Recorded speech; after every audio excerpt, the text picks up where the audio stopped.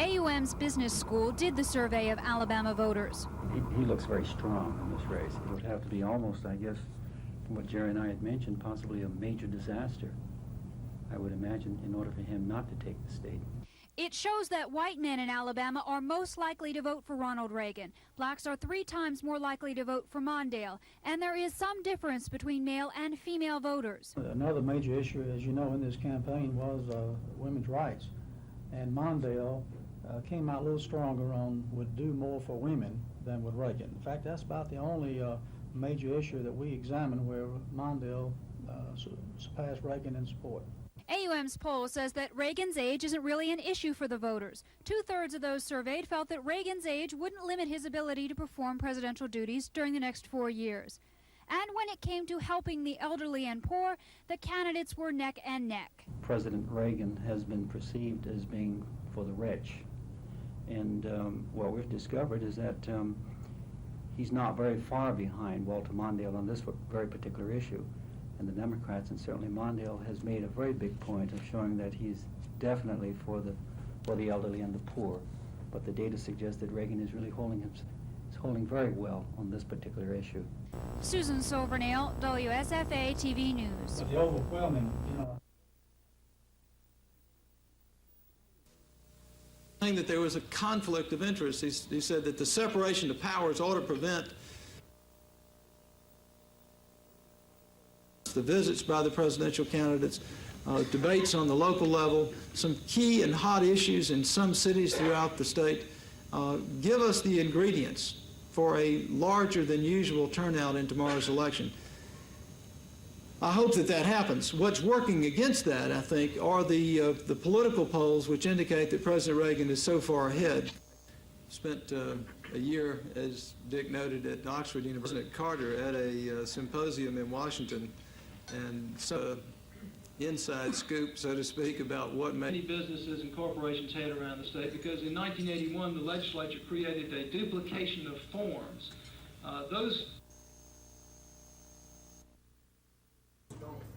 Within the next 5 years, we'll have, with the exception of Teledyne, has raised, but others. The Department of Defense is doing its very 4-cent diode and was charged $110. It was refunded. Aircraft that I assisted them in getting, as in Dothan. He's not on file with the Secretary of State of Alabama. He's not on file with the Secretary, with the Federal Elections Commission. He didn't mail it, and he certainly didn't get it there. It's his responsibility to do it. And he didn't carry it to the state of Alabama and give it to the Secretary of State up there as required by law. And to say it got lost in the mail 15 days ago, I think is sort of stretching the truth itself. Now let me get to some affirmative parts of this campaign.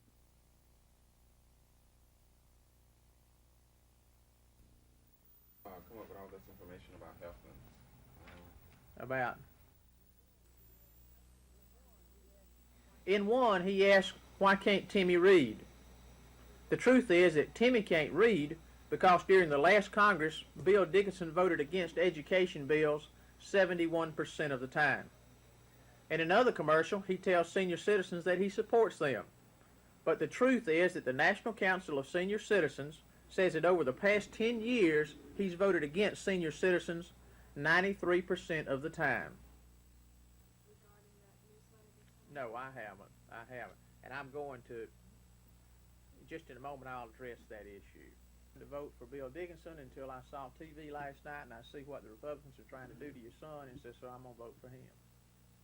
So I don't think so. What do you mean the Republicans are trying to do to you? That was the... Think it was engineered? No, that was this... I'm just relating what this fella told Mother. That was his comment.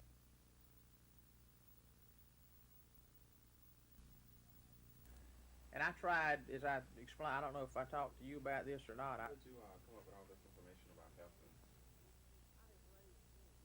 I have raised many issues during this campaign, but the overriding issue facing the voters tomorrow is the total disregard for the truth shown by Bill Dickinson. These don't, and within the next 5 years, we'll have, with the exception of Teledyne, they control the economy in the 2nd District as military.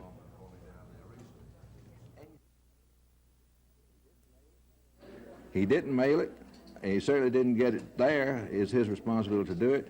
And he didn't carry it to the state of Alabama and give it to the Secretary of State up there as required by law. And to say it got lost in the mail 15 days ago, I think is sort of stretching the truth itself. Now, let me get to some affirmative defense to require additional information, plus it requires. But National Industries right here in Montgomery is the largest.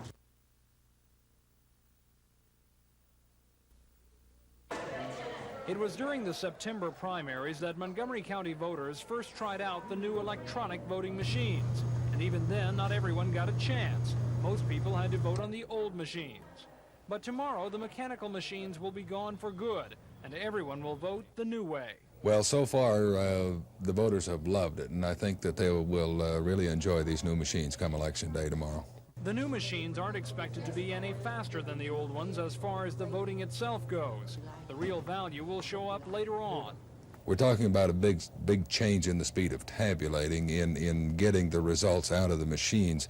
In terms of voting, I don't think we'll have that much of a change because the machine is very similar to the old mechanical, except that you push a button instead of throw a lever. The new voting machines cost the county $500,000, but with fewer repair bills, they should pay for themselves in 5 years.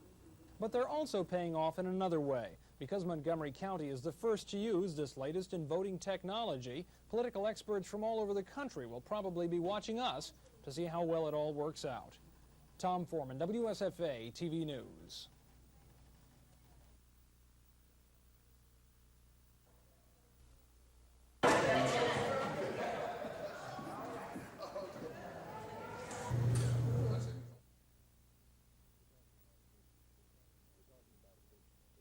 We're talking about a big change in the speed of tabulating, in getting the results out of the machines.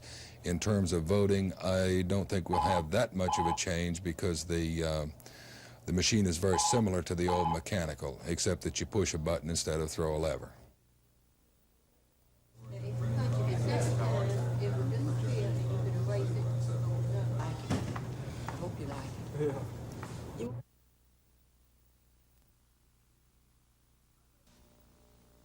I think that what we need in Alabama, just again from my vantage point, is... I'm right across the hall from the governor's office.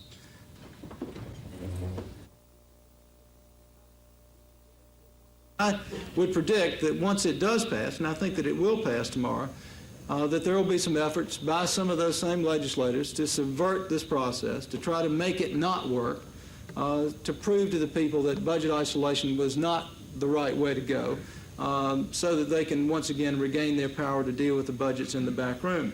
Surveys indicate that the incentives... Passed until the legislature passes those budgets and submits them to the governor for his signature. What that does in effect...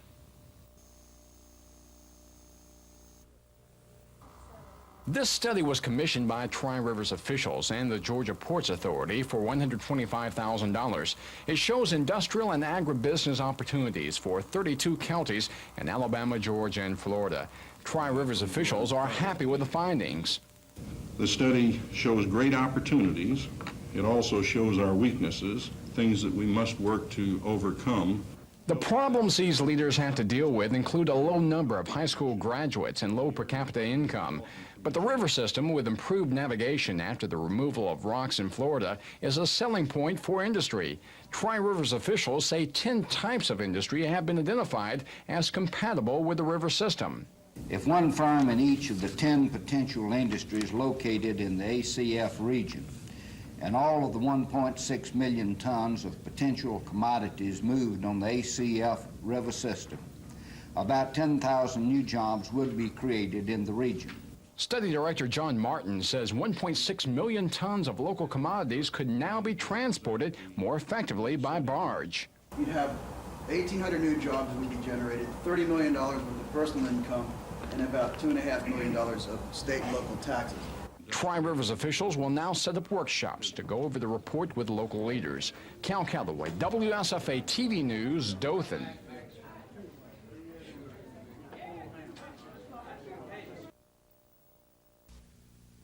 Facts will prevail, for the American people have a basic sense of honesty. And that's the challenge I would give to you. Now, the difference can be made as this campaign unfolded. There were those who kept saying, "I am a sagebrush rebel." When the national, except when the environment was under attack, they never raised their voice. They didn't care. Because their agenda was not to be stewards of the land, for their record bespeaks of that. And it is shameful.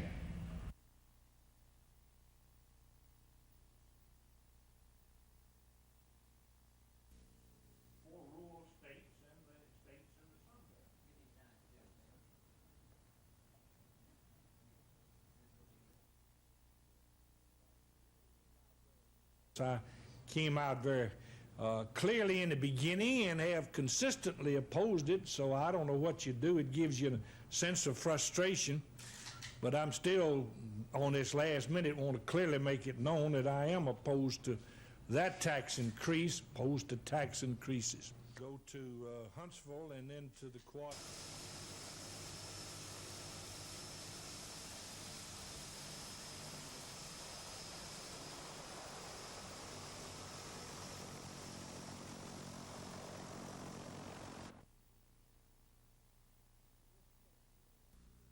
This state.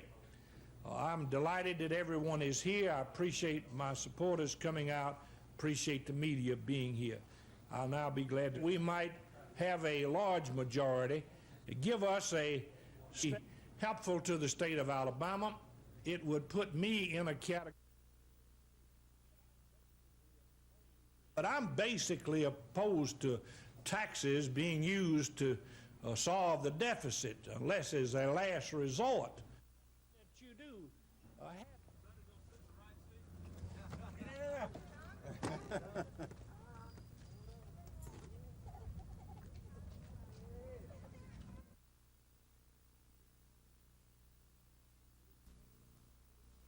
It is the ultimate irony that after 50 years of frustration never having won a title, Florida may win it this year and have it taken away because of rules violation. Florida needs a win over Georgia at Jacksonville next Saturday and Kentucky the following week to assure at least a tie for the title. But since it is virtually certain that the SEC will ban them from championship consideration, we have to look at the other three teams. Georgia, by beating Florida and Auburn, can claim the title outright. With an unbeaten conference record, they control their own destiny. LSU, to share the title, must beat Alabama Saturday and Mississippi State the following week and hope Georgia stumbles against Florida or Auburn. Auburn now must hope for several assists to claim a second straight championship. First, that Florida beats Georgia, and then they can beat the Dogs in 2 weeks and Alabama on December 1st. The Tigers also are in a unique position of having to pull for Alabama this Saturday against LSU. So many ifs would seem to make Auburn a long shot now.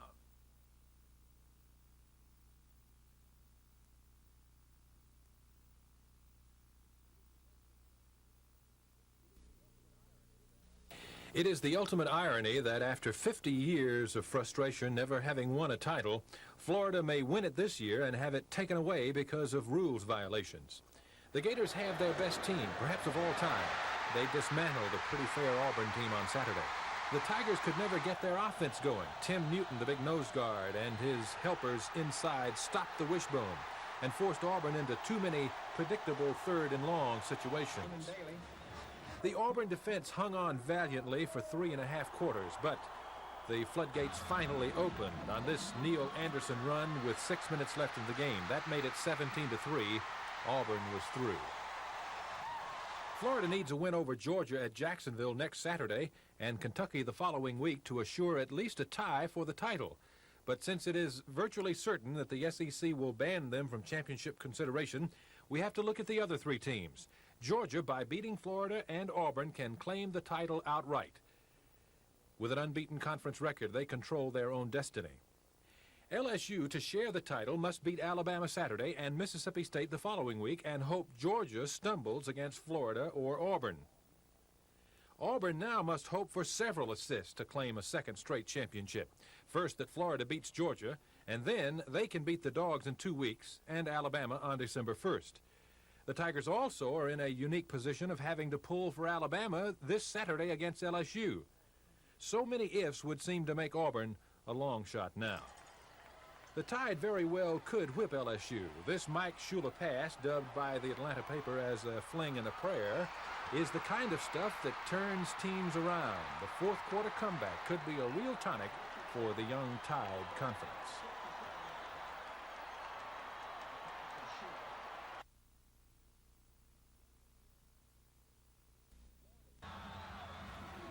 Florida's Neil Anderson shared back of the week honors in the Southeast with Florida State's Greg Allen. Anderson, a junior halfback, rushed for 108 yards and scored on touchdown runs of 36 and 15 yards in the Gators' 24-3 victory over Auburn.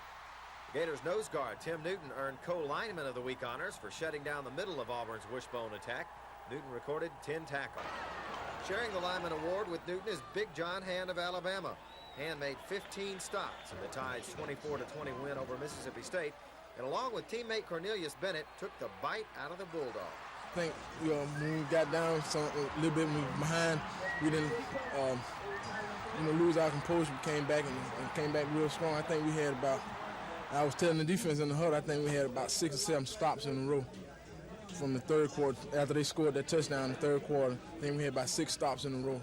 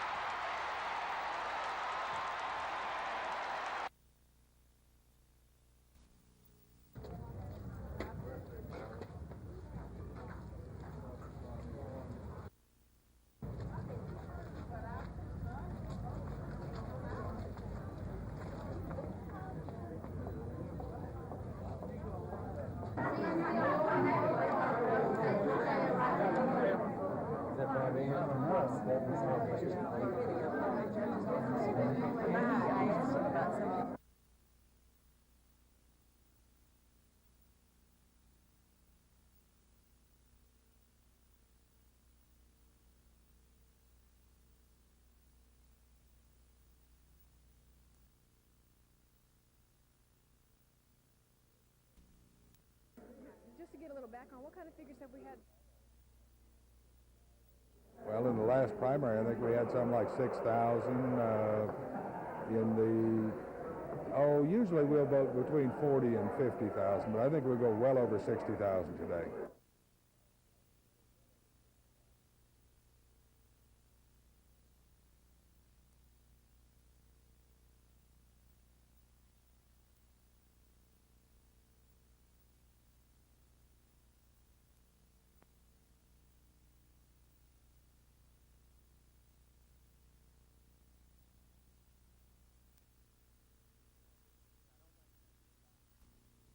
Who's going to win? I don't think it's going to be a tie.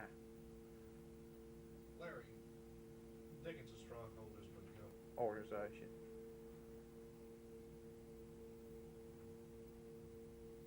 Any predictions for today? Dean, I feel real good about it. I think we're going to get the feedback organization all to the release. Another thing, this release that was distributed locally was on 8.5 by 11. I saw it. I don't have a copy with me. He said that theirs was on 8.5 by 14. And he said quite across the top of it, it stated very clearly, the Federal Election Commission, blah, blah, blah.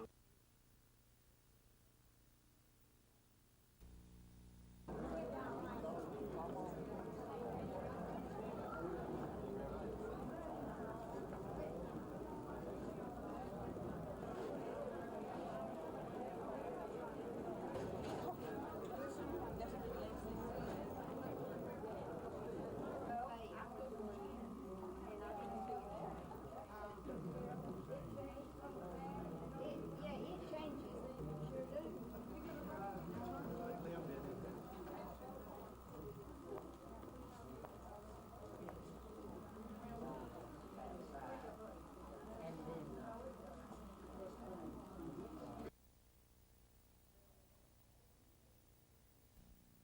Very satisfied that he's done this very thing. It happens quite a lot. To the control group of non-abused women, they were much, I mean, it's a reasonable thought. It makes sense. We've discussed a lot of the reasons why. Not really trained to deal with that kind of thing. They would prefer not to roll the expert in hospital, you read and go. If you have a question, if you need a place to go, if you need some sort of assistance at all, please call us and we can help you with that. I think that's probably the most important thing to realize, that there is always an option. And I don't think also that people should believe that this is something that is normal.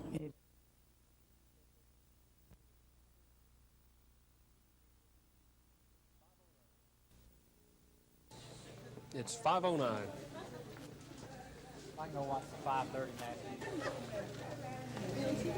match. Time is again.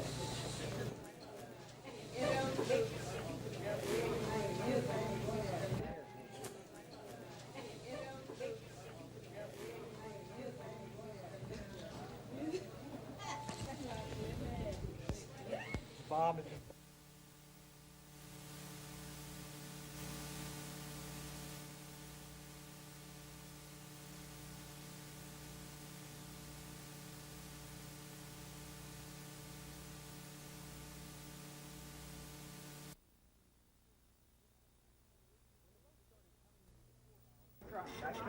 When the votes started coming into the courthouse just after the polls closed, it looked like the new electronic voting system would mean the fastest returns ever. But an hour later, the space-age system had slowed to a Stone Age pace, and returns were backed up for yards. The computer that is supposed to read the vote totals in seconds was in some cases not reading them at all. While an official for the company that makes the machines fought to correct the problem, voting officials explained the computer was not to blame. The trouble, they said, was in the electrical system of the county courthouse. Changes in the computer's power supply were apparently causing the delay. Despite all this, election officials are still generally quite happy with the new electronic voting system. And one of the designers of these electronic voting machines says Montgomery County is leading the way for the nation. This is the third election using Shubtronic that Montgomery's doing. They are, in fact, a trendsetter. Working out the bugs in the system will clearly take a while, as will adding up today's voting in Montgomery County, where officials once thought the votes could be tallied only hours after the polls closed. Now they may have to work until morning. Tom Foreman, WSFA TV News at the Montgomery County Courthouse.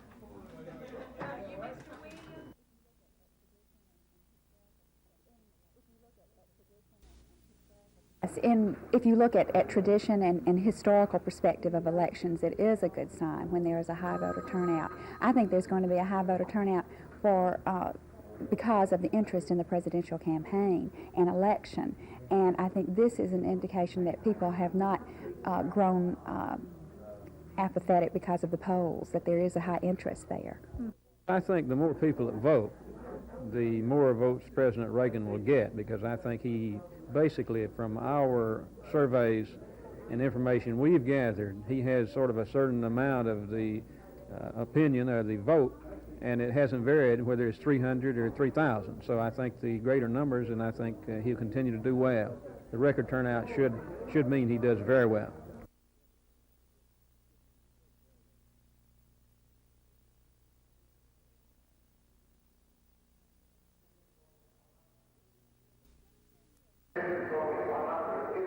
Instead of staying near a TV set or radio, these Elmore County residents came to hear the results of the county commission race firsthand.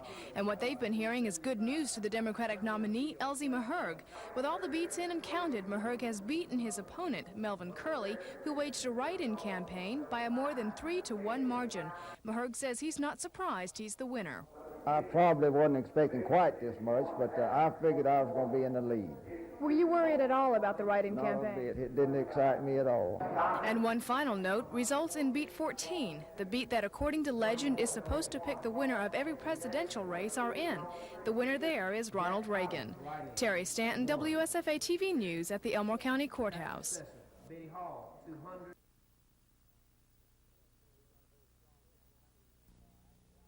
We've run a very strong campaign. Actually, I felt very little pressure up to this point, but as more votes begin to come in, the more pressure I feel from the responsibility of the office that we have run for, and I know that there are many changes that need to be made, and I just feel a terrific burden to help make those changes in the next 4 years. And yes, we do feel very confident that we're going to have that responsibility.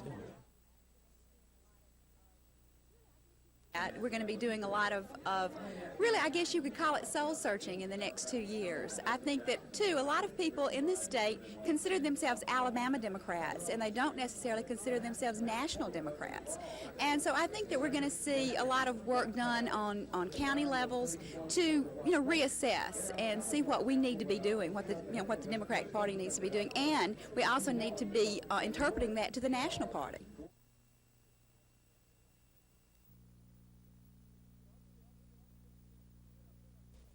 Upfield.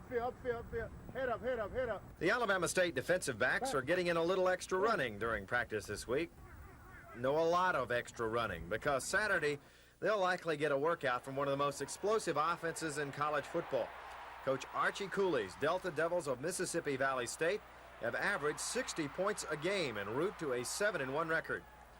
In this, his junior season, quarterback Willie Totten has completed 280 passes for nearly 4,000 yards and 45 touchdowns, career stats for some. Totten's favorite receiver is senior Jerry Rice, who's been on the receiving end of 22 touchdown strikes. They throw and catch the ball as well as anybody I've ever seen. Coach Cooley has revolutionized football. Somehow he's come up with an approach to it that looks pretty much like a basketball game. It's run and shoot. And because you don't see it every weekend, people have had trouble defending it. Parker will use 5 defensive backs at all times against Mississippi Valley. But the Hornets will find making substitutions difficult because the Delta Devils do not huddle between plays. It complicates it more for the defensive backs and the linebackers. Maybe not the offensive linemen, but we need to know what coverages we're going to have and then be able to change them quickly. Totten and Rice have enjoyed a number of record-setting Saturdays this fall. The Hornets hope this won't be another one.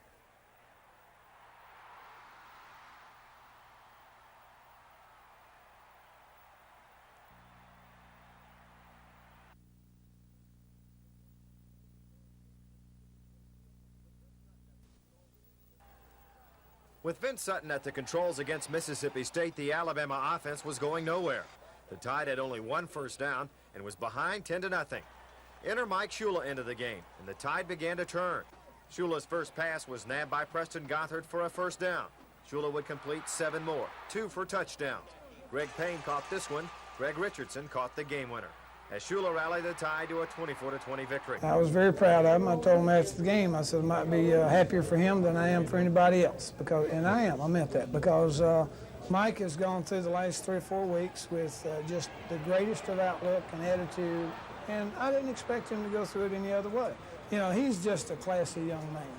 And that's the only way I can describe Mike Shula, and I'm very happy for him today. He made some mistakes. You're not supposed to throw the ball to the other guy, but I'm still very happy for him, and I know he's a very happy young man himself.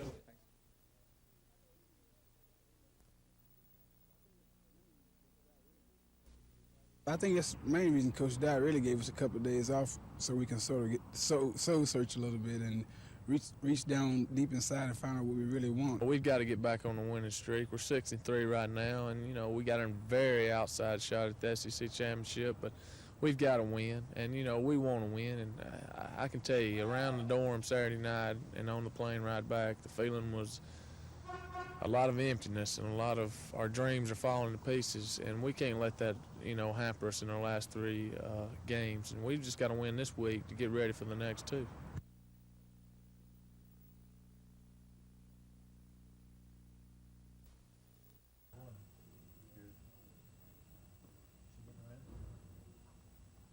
Because of the difference in the circumstances in which a game was played. I just hope that we're still a hungry football team, and I like our football team. I like what they've done. I don't like losing to Florida, but I like the class and the character that they showed against FSU, and I like the same thing that they showed against Mississippi State. I don't know how good we are. We've got to get you know, that hunger back in us that, you know, a little bit I'm sure was sapped out because of the Florida game. So, you know, it's going to be tough getting ready to play a physical four-quarter football game against a team that hasn't won like Cincinnati. But we're going to have to do it because, you know, we got Georgia and Alabama after that, and we've got to get back on the right track.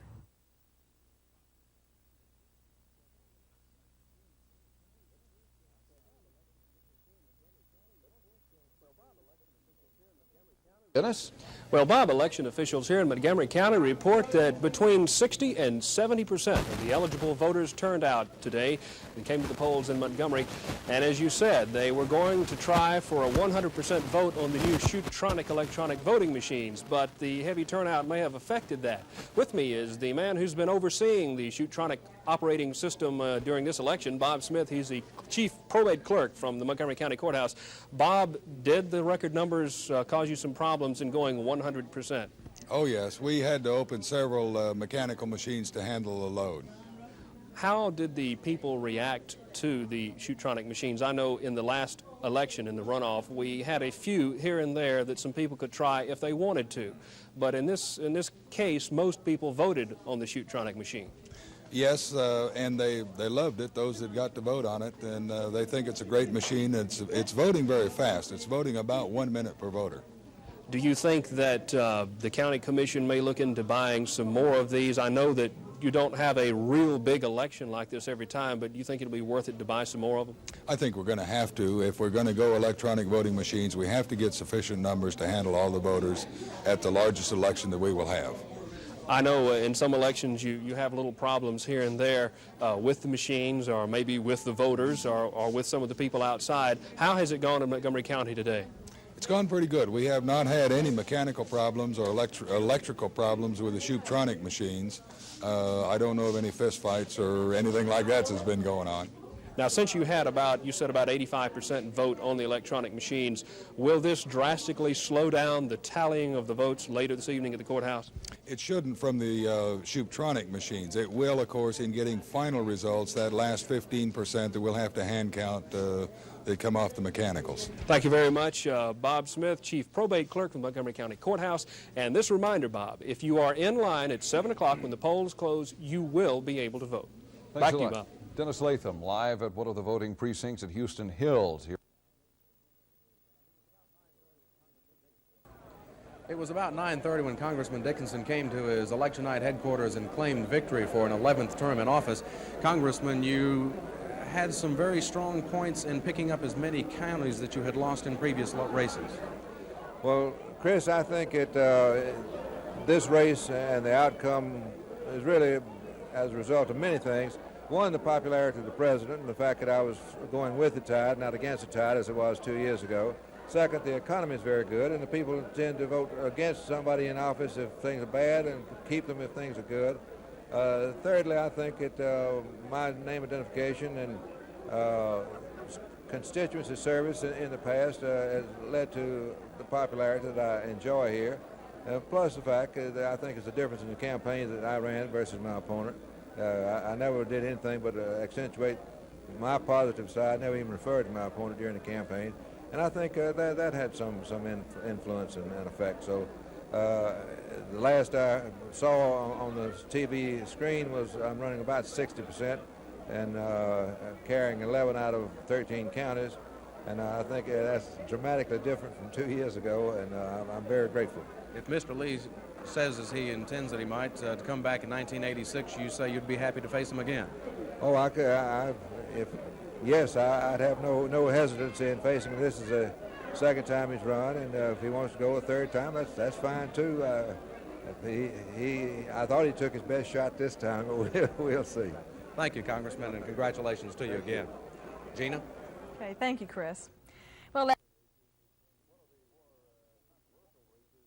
One of the more controversial races has been in the state of Alabama, the 2nd Congressional District, Larry Lee versus incumbent Bill Dickinson. Let's go now to Larry Lee's headquarters with Susan Silvernail. Susan? Bob, Larry Lee is making his second run at unseating candidate Bill Dickinson.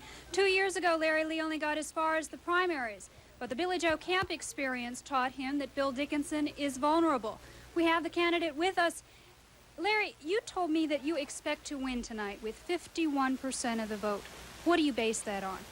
Just on a lot of hard work, Susan, the fact that we've spent the last 2 years putting together a grassroots effort, that we've taken the time to travel and visit all across this district and listen to the people and put together just what we think is a tremendous effort. We've never been backed by the finances that our opponent has, so we're basing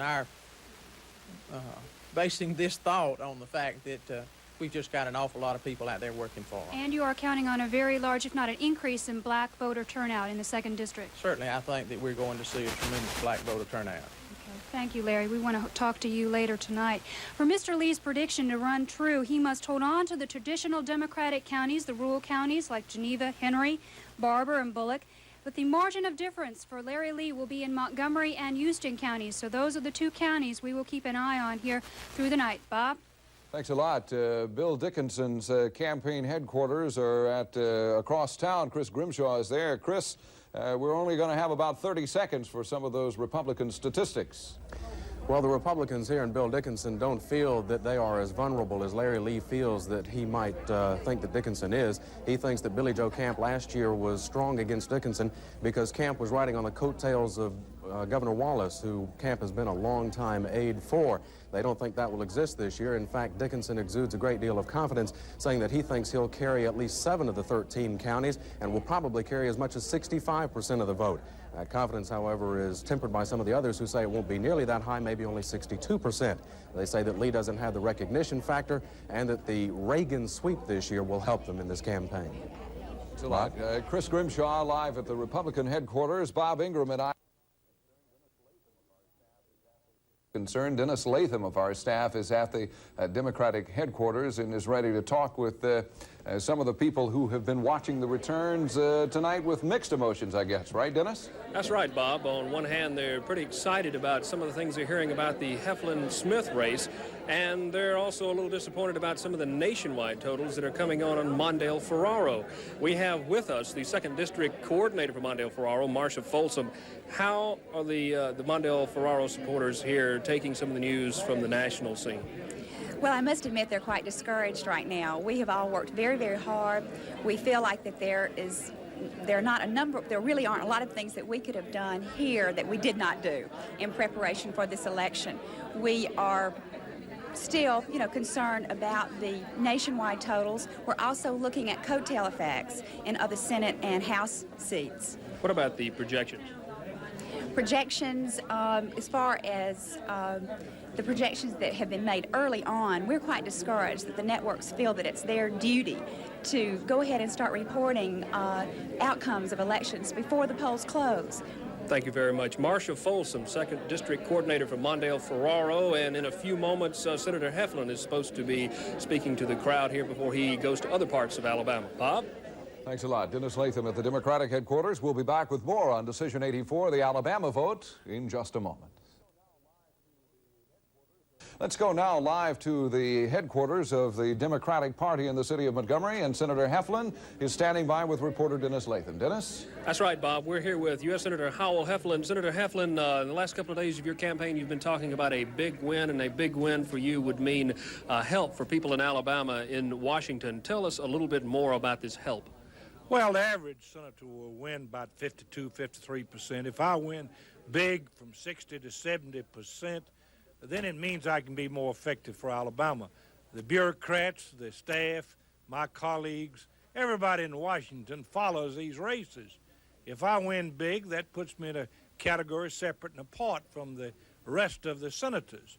Therefore, I'll have more respect. I can therefore be more effective and more effective for the state of Alabama. Thank you very much. U.S. Senator Howell Heflin. Bob? Thanks a lot. Dennis Latham is at the Democratic headquarters live. This just in, the Associated Press has called U.S. Representative Bill Dickinson of Montgomery the winner in the 2nd Congressional District race against.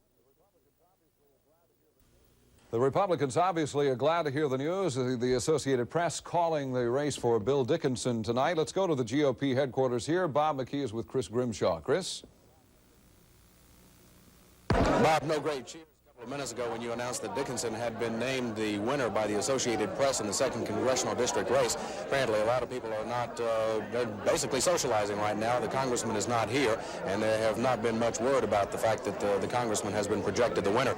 With me is Bob McKee, the Reagan-Bush-Montgomery County chairman. Very quickly, we were talking about the fact that Reagan has a lead in Alabama according to early projections, and did so 4 years ago. Does that mean that Alabama is turning Republican?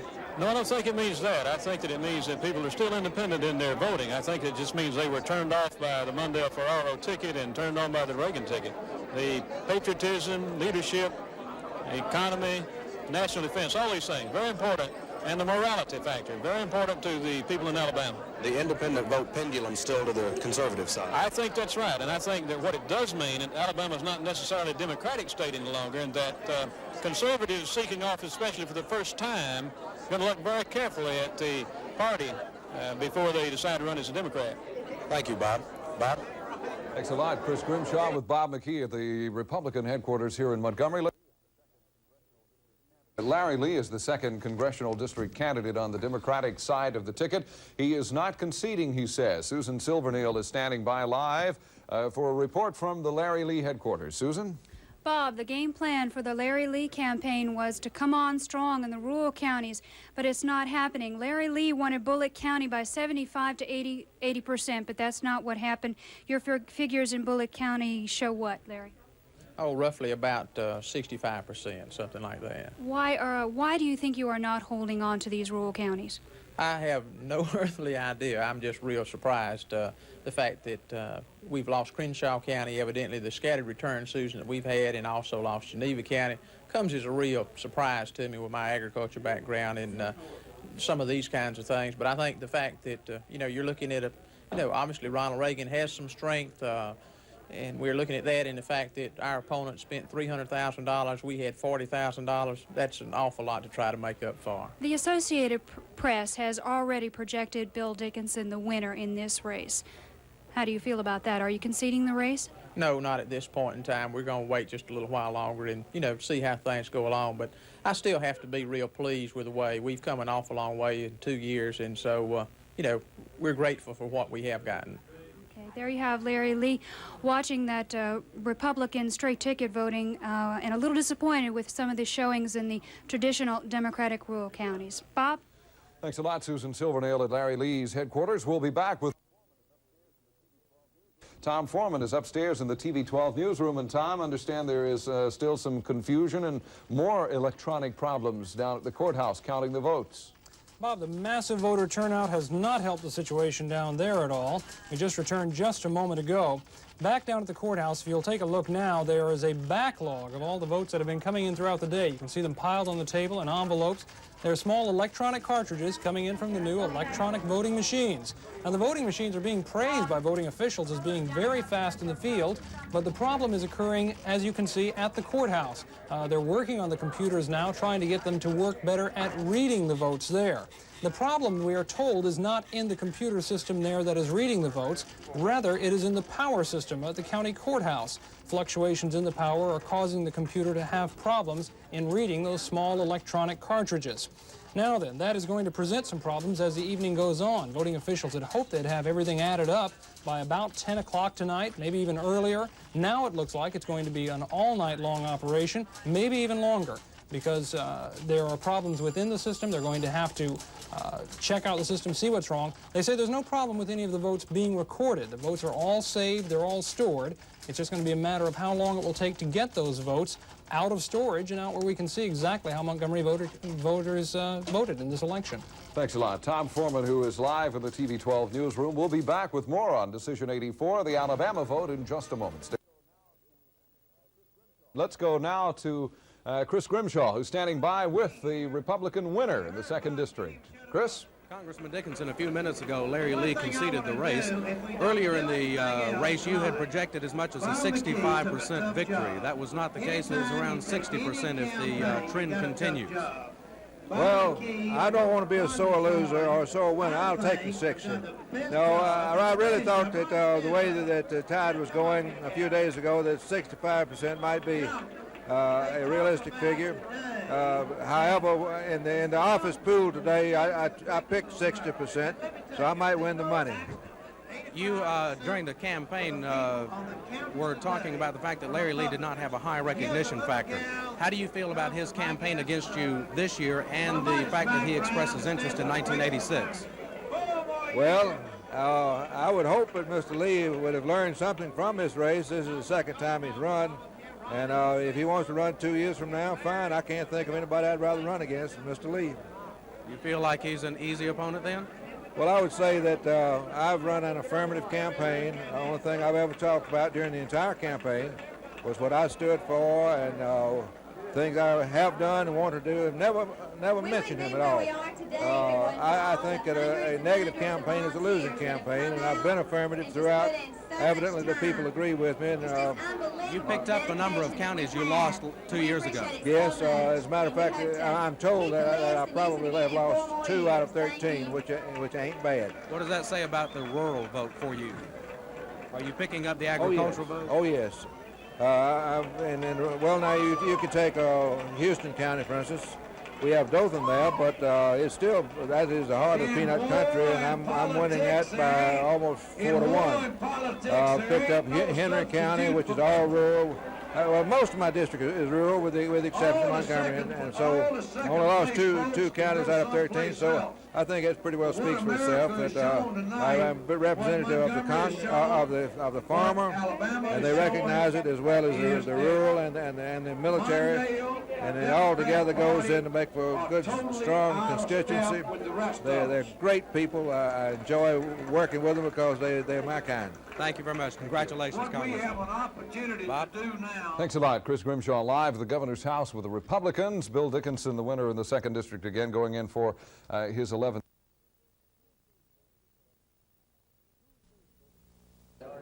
Tuesday's voter turnout in Enterprise was heavy. One reason, pro-wet forces wanted the referendum on the November ballot. The vote was close, with less than 400 votes separating the two sides. Today, the two men who led pro-dry and pro-wet forces reacted to the vote. Obviously, I'm very disappointed.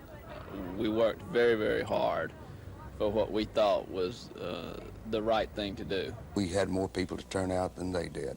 They worked very hard at it, and we have too, and I'm sure we're all glad it's over and the issue's been settled. Now the issue goes to the Enterprise City Council, which must draw up ordinances regulating the type of establishments which can sell alcohol. We have full and complete confidence in our city officials to enact ordinances that will provide the controls that the people of Enterprise want. We'll watch very closely and see how it's administered and see the effects of it. And then down the road, we'll just have to look at it again. Some signs of the campaign can still be seen in Enterprise, but both Sessions and Jenkins hope any old feelings are long gone. Enterprise people are great people, and we'll go on and do what's good for the city and our citizens. Maybe the hard feelings will quickly dissipate, and I think they will. Cal Calloway, WSFA TV News, Enterprise. Humane. I don't think you got, there was 1 or 2 instances that Bill pointed.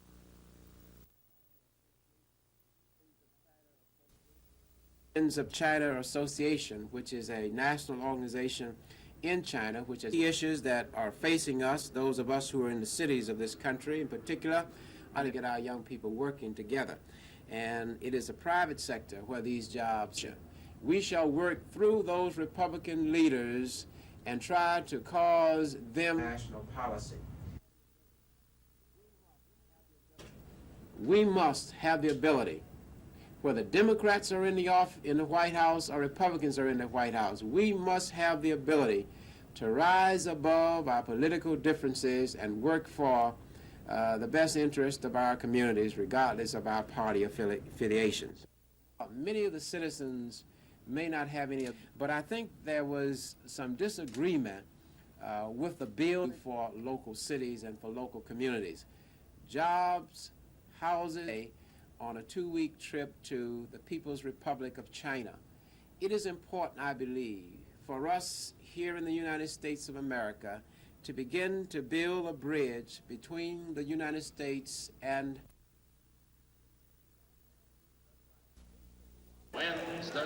Police say the robberies occurred during last week's horse show at Garrett Coliseum. Thousands in valuable personal items were stolen from rooms at 2 local motels where horse show patrons were registered. Apparently they used some type of key because there was no signs of any forced entry. There was about 6 break-ins total involving 2 different local motels. About $70,000 worth of jewelry and expensive furs were taken. We don't have any suspects at the time. The investigation is continuing. It's not necessarily derogatory towards Montgomery. We don't feel like the people are from here. This is consistent with this kind of horse show in that circuit. Authorities say the motel robberies are typical of the many serious problems facing wealthy horse owners. This is Norman Lumpkin, WSFA TV News reporting.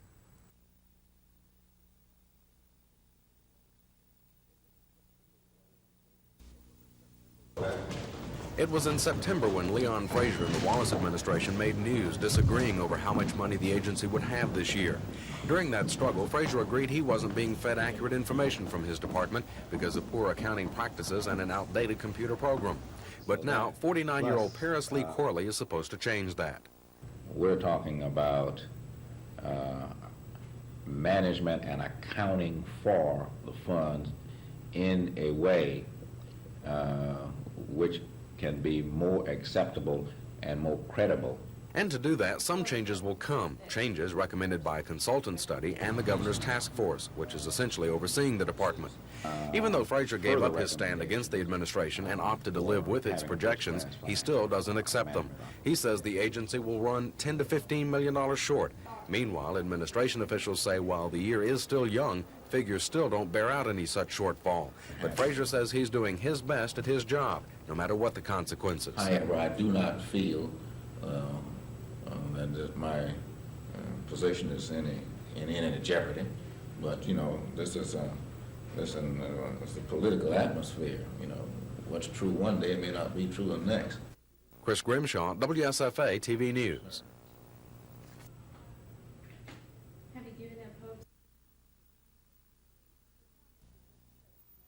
The comment that Mr. Cates made may not have been intended the way he did, but I think a lot of people believe that he might have felt that a woman could not do the job. I believe that a judge has to be a judge for all the people, and I don't know what his intention in the comment was, but we did hear some comments about it. And do you think that worked to your favor?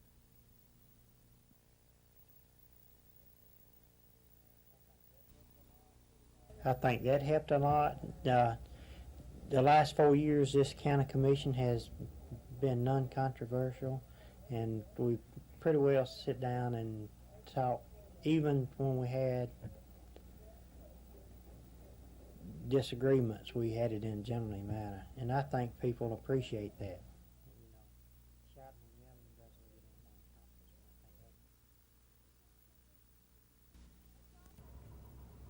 A job that was supposed to take about an hour and a half will end up being about a 24-hour project.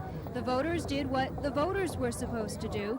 The electronic machines worked, but the computer that was going to add all the results in record time had a snag in it. All the votes are there. All the votes are certifiable. No votes were lost. No votes are in question. It was just a matter of the mechanics of getting in, and I should say the electronics of getting in and getting the votes down on paper. Smith says the county's experiment in high-tech voting is a success, despite the computer holdup. And he thinks the county needs to buy about 50 more machines to handle a large turnout. The machine itself has proven itself. The system has proven itself.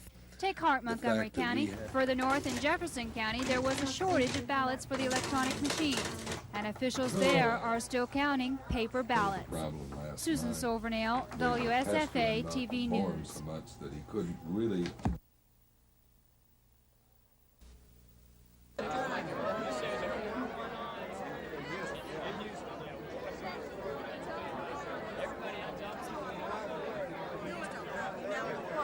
District here, all the way down to the... I would hope that Mr. Lee would have learned something from this race. This is the second time he's run, and if he wants to run 2 years from now, fine. I can't think of anybody I'd rather run against than Mr. Lee.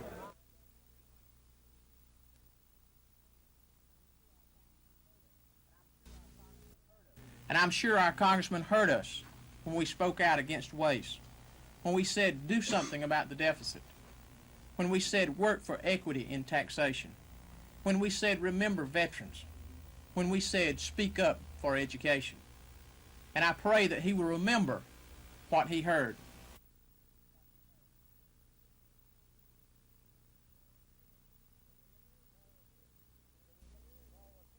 Then we're looking forward to 6 years of service to Alabama where we can be effective, and if we win by a large majority, I think it will put us in a category of being separate and apart from the average elected senator, and that we can therefore be more effective for the state of Alabama.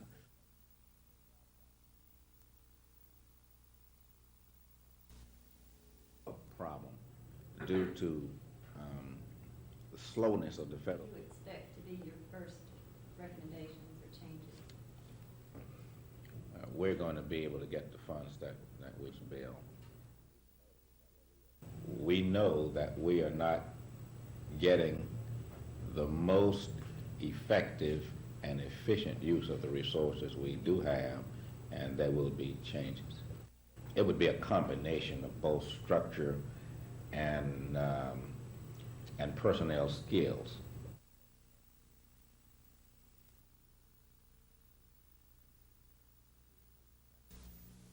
A problem due to the slowness of the federal. What do you expect to be your first recommendations or changes? We're going to be able to get the funds that was bill. We know that we are not getting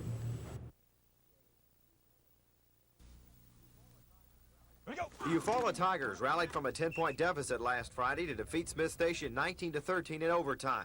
The win, Eufaula's 8th in 9 games, earned the Tigers the area championship. The Smith Station game is always a real tough football game for us. It generally won 7-0, 7-6. It's close. They were able to get out ahead of us 10-0. The rain started. We was in a heap of trouble there.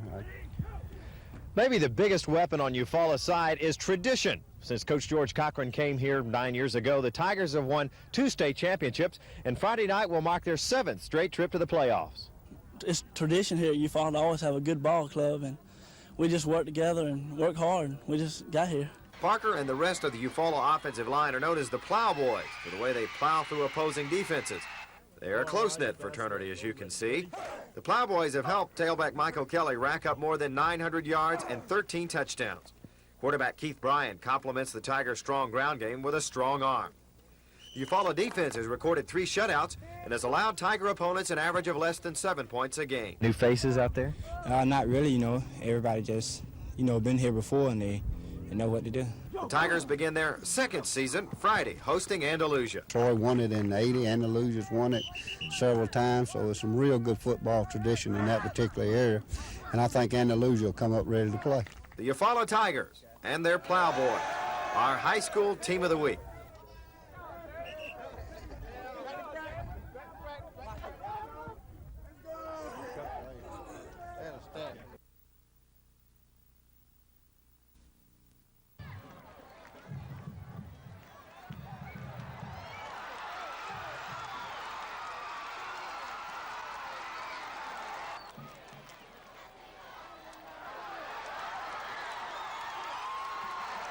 Our players feel bad about it. Our coaches feel bad about it. So I don't know that revenge is the word. It could be used, but I think it's just a matter that we'd like to redeem ourselves.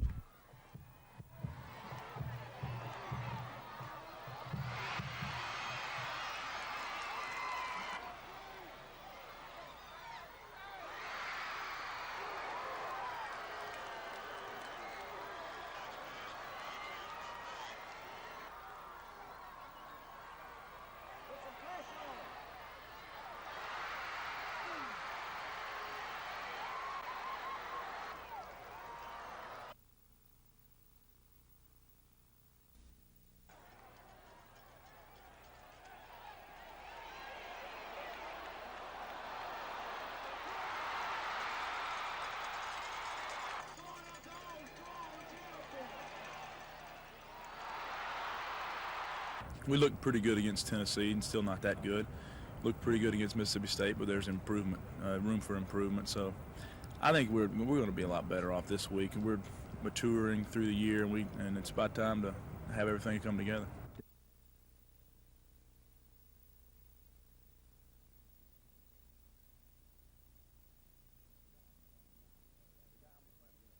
The guy I'll be playing against right across from him, his name's Sean Burks. He and I are real good friends. We got to know each other down in Mississippi at an AIA retreat a couple years ago, and we've kept in touch over the years. This is going to be a special game for me, playing against a good friend of mine. It's the first time I've ever done anything like that.